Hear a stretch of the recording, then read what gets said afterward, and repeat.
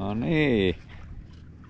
Nyt on tehty raakat suunnitelmat siihen tulokseen, että suunnittelustahan kaikki pitää alkaa. Että Vilman kanssa aika kauan suunniteltiin.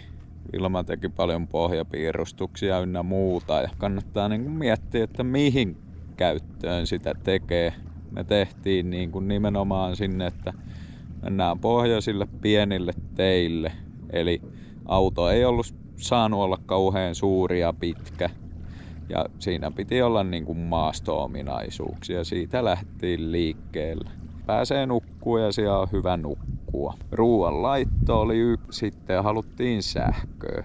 Että se olisi hyvin eristetty ja mä voin itse asiassa näyttää tosta vähän suunnitelmia koneelta. Eli tossakin ihan tollain tehtiin, että millaisia materiaaleja ja millaisia kaappeja. Ja niin kuin näkyy, niin kyllähän tää nyt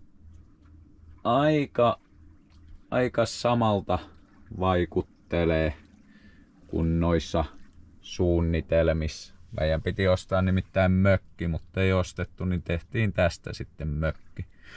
Ja toi alkuvaiheen proto, niin se oli ihan hyvä systeemi.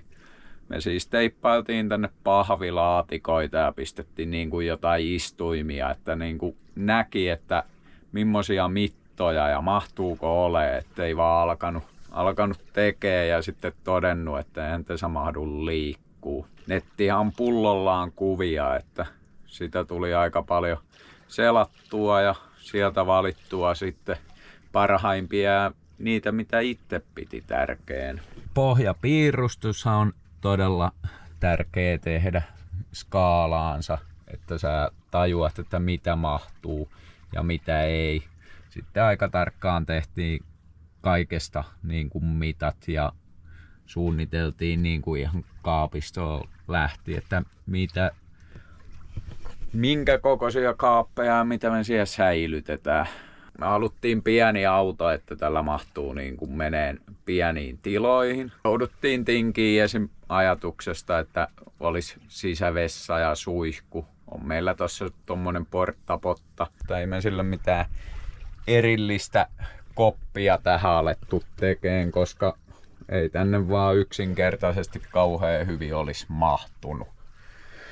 Eli meidän prioriteetissa se vessa ei ollut kauhean tärkeä ja suihku. Tai on meillä suihku tuo ulkosuihku, että se toimii hienosti. Suunnittelu nyt tärkeä, että tekee itselleen selväksi mitä itse haluaa ja miksi haluaa.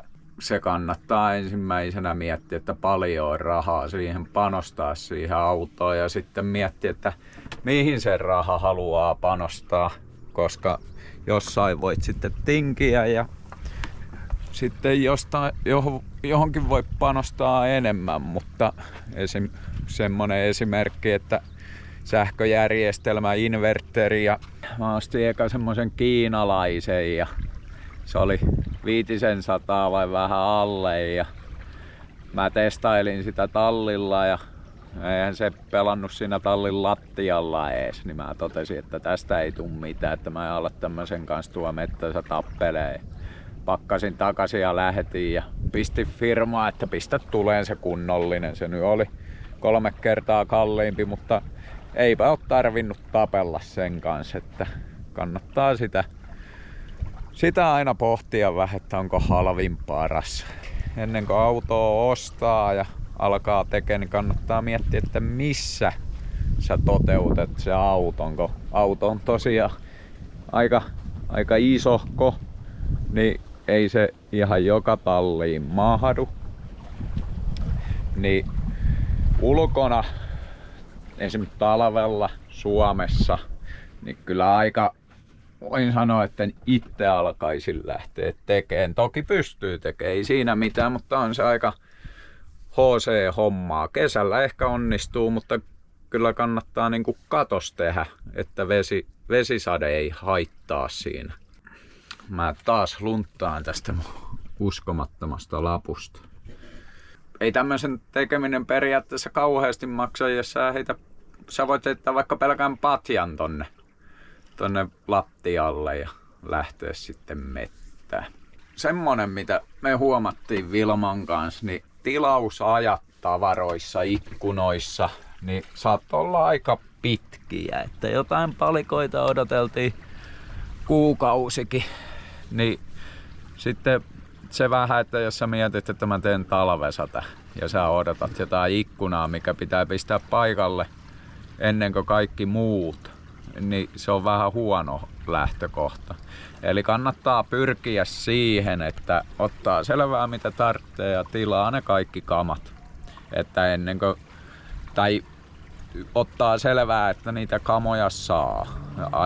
Aika monet jätkät vetää tuo vesiskootterilla. Miten näemme? Täysiä ne vetää. Tietenkin voisihan tuohon petokoukku on, niin pistää vesiskootterin perään. Meillä oli vähän semmonen työjako esim. Että Vilma piirteli nämä kaikki tämmöset ja teki pohjakuvat tänne ja siis nämä auttoi todella paljon. Sitten Trelloon tehtiin listaa. Niin sieltä oli hyvä seurata, että mitä oltiin tehty ja mitä ei.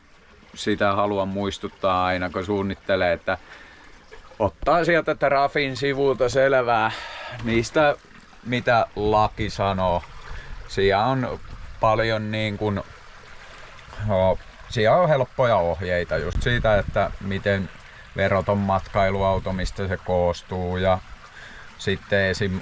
Mitä kaasulaitteisto vaatii tai sähköt vaatii, niin niistä kannattaa ottaa selvää ja toki mä kerron niistä näissä seuraavissa videoissa. Niin se on muuten, että sitten kun selaa nettiä ja katsoo, että ai saatana hienoja vehkeitä, että ton mä otan ja ton mä ostan, niin meille tuli aika paljon niitä vastaan, että no Amerikasta tän sais kyllä heti niin tosta haettua, mutta kas kummaa, että Suomeen et saa niin et yhtään millään.